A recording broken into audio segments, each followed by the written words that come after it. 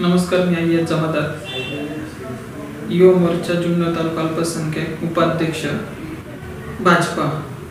मी आळी पिंपळवंडी जिल्हा परिषद गटातून आत्ता पाठीमागे ज्या निवडणुका झाल्या, मी जिल्हा परिषद गटातून जिल्हा परिषद निवडणूक लढवली। मला 900च्या आसपास मतदान झालं। कमळ हे जे चिन्ह आहे 14 गावांपर्यंत मी पोहोचवण्याचं काम केलं, घर टू घर। बोला ना, पुढे काय काल जो कार्यक्रम झाला, म्हणजे आळे पिंपळवंडी जिल्हा परिषद गटामध्ये जो काल कार्यक्रम झाला की रस्त्याचं जे भूमिपूजन होतं वडगाव कांदळी या ठिकाणी सुतारटेके या विभागामध्ये जे रस्त्याचं भूमिपूजन होतं, तर विकास अण्णा रासकर हे आले होते। भाजपचे ओबीसी महाराष्ट्र प्रदेशचे ते उपाध्यक्ष आहेत, ते आता सध्या भाजपकडून लोकसभेसाठी शिरूरच्या इच्छुक आहे। ते काल येऊन गेले। मग यांना जेव्हा भूमिपूजनच करायचं होतं, मग यांनी 4.5 वर्षात का नाही भूमिपूजन केलं? ऐन निवडणुका जवळ आल्या म्हणून भूमिपूजन करताय, जेणेकरून जनतेची कुठेतरी दिशाभूल करायची, मतं मागण्यासाठी कुठेतरी हे करायचं। आज मी स्वतः वडगाव कांदळीमध्ये राहतो, त्या ठिकाणी त्या रोडनी मी रोज ये जा करतो। मला 3 ते 4 दिवसातून त्या रोडनी माझी ये जा चालू असते कामानिमित्त। ती अक्षरशः एवढे खड्डे त्या रोडवरती 4.5 वर्षामध्ये ह्या लोकांनी तिथे लक्ष घातलं नाही। आणि आता विधानसभा लोकसभेच्या निवडणुका अगदी काही 2-2.5 महिन्यावरती येऊन ठेपल्यात। मग त्यावेळेस ऐन निवडणुकीच्या वेळेस हे भूमिपूजन करताय।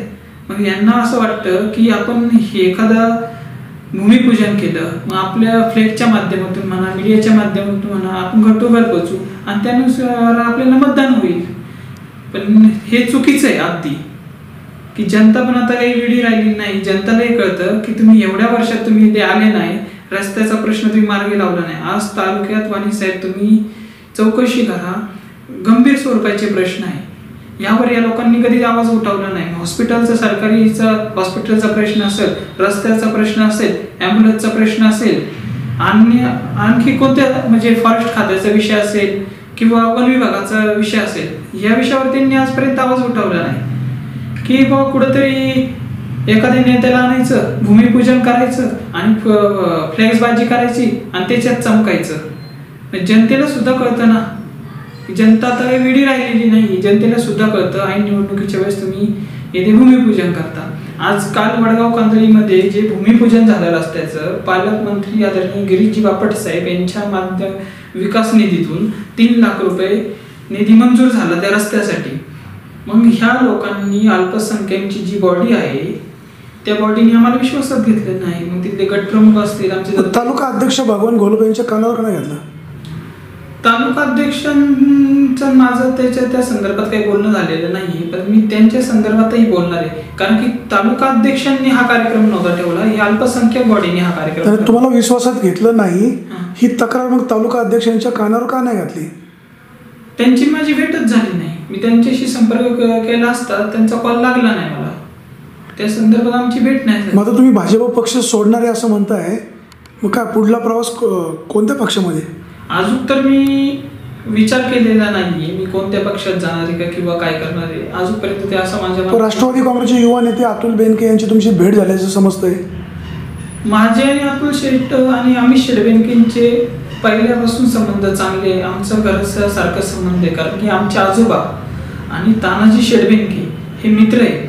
त्या मित्रत्वाच्या नात्याने त्यांचं आमच्या घरी येणं जाणं कायम स्वरूपाचं चालू असतं। म्हणजे आमचा रमजानी सण असो हे असो, ते नेहमी येत असतात। मग सेनेचे आपले माऊली शेठ खंडागळे असतील तालुका प्रमुख, मंगेश अण्णा काकडे असतात, या लोकांशी माझे संबंध चांगले पहिल्यापासून। तुम्ही पिंपळवंडी जिल्हा परिषद गटातून निवडणूक लढवली, निवडणुकीच्या वेळेस पक्षाकडून काही निधी येतो, तो निधीही तुम्हाला कमी आलाय असं तुमचे सहकारी म्हणतात, वास्तव काय? अगदी बरोबर आहे। जो काही निधी होता तो मला माहित नाही का तो निधी किती वरून आला काय झाला, पण जो माझ्यापर्यंत जो निधी आला तो कमी आला निधी। आणि जे मी पक्षावरती म्हणजे जे कालचा जो कार्यक्रम झाला, ह्या बॉडीवरती अल्पसंख्याकांच्या मी नाराज आहे आणि यांच्या त्रासाला कंटाळून आणि मी आमदार बाळा बेगडे यांची 1-2 दिवसात भेट घेऊन माझ्या पदाचा मी अल्पसंख्याक जुन्नर तालुका उपाध्यक्ष मी राजीनामा देणार आहे। त्यांनी जर तुमची समजूत घातली, दिलगिरी व्यक्त केली, तर पुन्हा भाजपमध्ये थांबणार? तो पुढचा प्रश्न आहे. नाही मग तुम्ही काय टाइमपास करता का मग असं काय नाही आता धमकी द्यायची बाळा बेगड्यांनी कन्व्हिन्स केलं नाही थांबलो पक्षामध्ये. नाही, मी निवडणुकीच्या वेळेस ठरवणार की कोणत्या पक्षात जायचं. अजून तो तसा विचार मी माझ्या आळे पिंपळवंडी भाजप सोडणार हा निर्णय अंतिम आहे. हो, अंतिम आहे.